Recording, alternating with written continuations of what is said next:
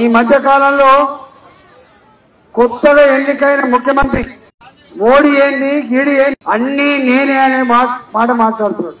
గతంలో కూడా కేసీఆర్ కూడా అదే మాట్లాడారు.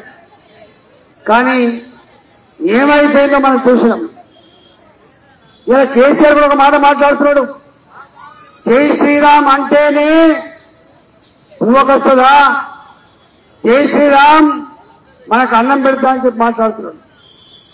జై శ్రీరామ్ అన్నం పెడుతుందా, జై శ్రీరామ్ ఆపదలో ఆదుకుంటుందా అది ప్రజలు నిర్ణయించుకుంటారు. కానీ మోడీ గారు 10 సంవత్సరాల కాలంలో ఈ పక్కగా ఉంటే చెర్లపల్లి పోయి ఒకసారి అక్కడ నిర్మాణం అవుతున్న రైల్వే స్టేషన్ ఒకసారి చూడండి.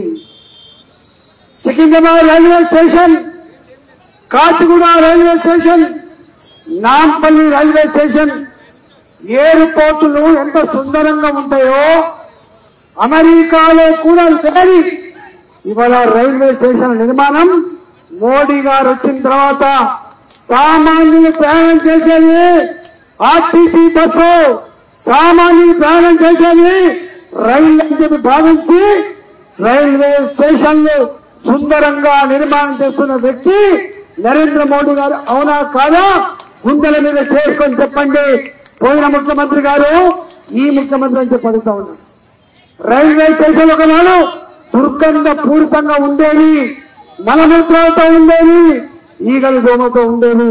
ఇవాళ ఏ రైల్వే స్టేషన్ దుర్గంధం లేదు, మలమూత్రాలు లేవు, ఈగల దోమలు లేని పరిస్థితి.